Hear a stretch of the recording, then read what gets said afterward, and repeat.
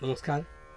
चंद्र राशीप्रमाणे मकर राशींच्या व्यक्तींना जानेवारी 2024 या महिन्यासाठी आता मार्गदर्शन मी करणार आहे.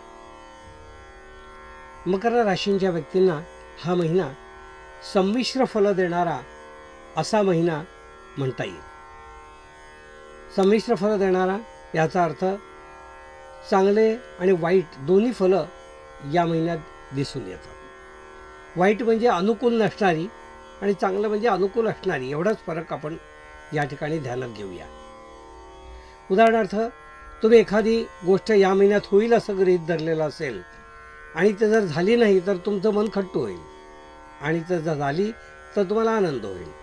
अशा संमिश्र घटना या महिन्यात घडतील असं या ठिकाणी मला सांगायचं आहे. पण त्यातून खूप काही मनस्ताप होईल किंवा त्रासाचं वातावरण होईल असं काही दिसून येत नाही आहे.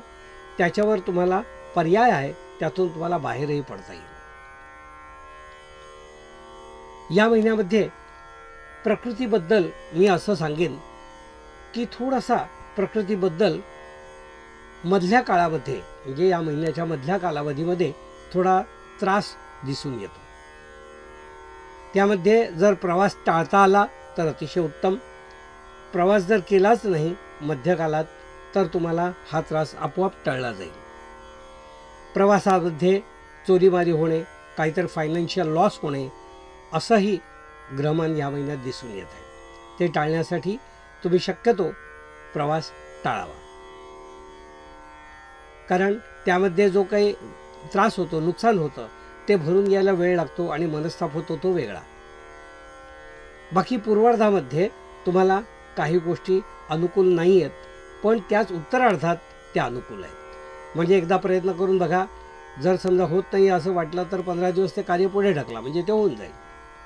अशी युक्तीने तुम्ही थोडंसं वागायला या महिन्यात शिका. या महिन्यात घरातील वातावरण जे आहे ते थोडंसं अबोल्याचं राहील असं दिसतं.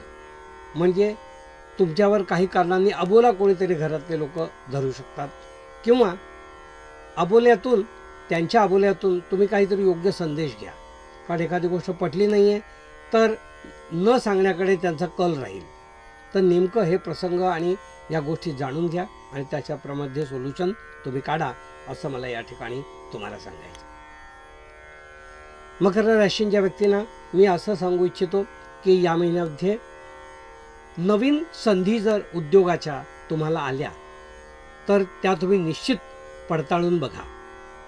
कारण प्रत्येक वेळी असं असतं की आपण पूर्वीचा अनुभव आपण ध्यानात घेतो आणि नवीन कारणाकडे पाठ फिरवतो, पण तसं नाही आहे. या महिन्यात तुम्ही नवीन गोष्टींचा प्रयत्न, एक्सपेरिमेंट करायला हरकत नाही. तर या गोष्टी करून बघा आणि तुम्हाला जर यशस्वी होतोय असं वाटलं तर हळूहळू पुढे जायला त्या बाबतीत हरकत नाही आहे. पण अशा गोष्टी तुमच्यासमोर येतील आणि त्या तुम्ही अवश्य कराव्यात असं माझं स्पष्ट मत या महिन्यात दिसून येतं. नोकरी करणारी जी मंडळी आहेत त्यांना मात्र या महिन्यामध्ये थोडेसे वादविवादाचे प्रसंग वरिष्ठांशी होतील असं दिसून येतं. कारण आपले वरिष्ठ जे आहेत त्याच्यामध्ये असं एक म्हटलं जातं, बॉस इज ऑलवेज राईट असं म्हटलं जातं. तर त्यानुसार त्याला तुम्ही नकारू शकत नाही किंवा आपली नाराजी पण व्यक्त करू शकत नाही. अशी थोडीशी कुचंबणा तुमची होईल आणि वादाचे प्रसंग निर्माण होतील. ते तुम्ही टाळा, कारण वाद हा कोणासाठीच चांगला नसतो. प्रेमाने ज्या गोष्टी होतात त्या वादाने होत नाहीत. म्हणून वाद होतोय असं वाटलं की तिथे आपलं बोलणं थांबवा. उगाचच त्याला आपल्या म्हणण्याप्रमाणे ते परिवर्तन होईल असं समजून काही सांगायचा प्रयत्न करू नका. त्यामुळे आणखीन गंभीर काहीतरी परिस्थिती उद्भवेल. मकर राशींच्या व्यक्तींना मी असं सांगू इच्छितो की या महिन्यात शिक्षण घेणारी जी मुलं आहेत, उच्च शिक्षण घेणारी किंवा उच्च शिक्षणासाठी प्रयत्न करणारी मंडळी, त्यांनी आपल्या कुवतीनुसार थोडे प्रयत्न करावे. कारण अमुक एक युनिव्हर्सिटीमध्ये मला ॲडमिशन हवे आहे असा हट्ट धरू नये. शिक्षण हे शिक्षण असतं, ते तुम्हालाच घ्यायचं असतं. युनिव्हर्सिटी नावापुरती असते. म्हणून तुम्ही तुमचं शिक्षण जे घ्यायचं आहे ते कुठल्याही युनिव्हर्सिटीमधनं घ्या. अभ्यास तुम्हालाच करायचा आहे आणि तो तुम्हीच करणार आहात. तर त्यामुळे युनिव्हर्सिटीतच अमुक मला ॲडमिशन हवी असा हट्ट धरू नका. तुम्हाला ॲडमिशन मिळते ते घ्या आणि पुढे चला, असा माझा सल्ला या ठिकाणी तुम्हाला राहील. मकर राशीच्या व्यक्तींना मी असं सांगू इच्छितो की या महिन्यामध्ये थांबत थांबत थोडी मिळकत तुमची दिसते. थोडे पैसे आले, पुन्हा थोड्यासाठी प्रयत्न केला, पुन्हा थोडे आले, पुन्हा थोडं काम केलं, पुन्हा थोडे पैसे आले, असं करत करत उत्पन्न तुमचं हळूहळू हळूहळू या महिन्यात दिसतंय.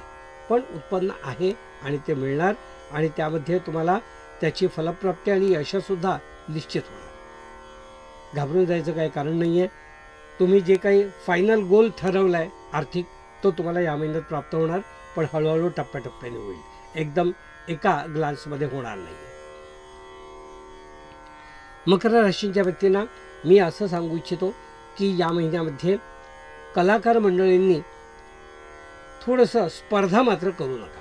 बऱ्याच वेळा असं होतं की काही वेळेला कलेतून स्पर्धा निर्माण होते, कारण हे युगच आजचं असं आहे की स्पर्धात्मक युग आहे. तर त्या स्पर्धेमध्ये तुम्हाला थोडंसं मागे राहिल्यासारखं वाटेल किंवा आपण मागे पडलो असं वाटेल. म्हणून स्पर्धा करूच नका, म्हणजे पुढे आणि मागेचा प्रश्न राहणारच नाही.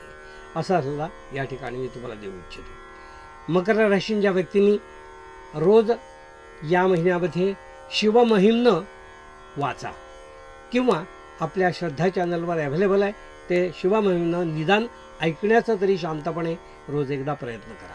सकाळी किंवा संध्याकाळी केव्हाही ऐकलं तरी चालेल. तर शिवमहिम्न वाचल्यानंतर तुम्हाला अनेक पीडा तुमच्या दूर होतील, आत्ता मी सांगितलेल्या, असा विश्वास मला आहे. हे होतं मकर राशीच्या व्यक्तींना मार्गदर्शन.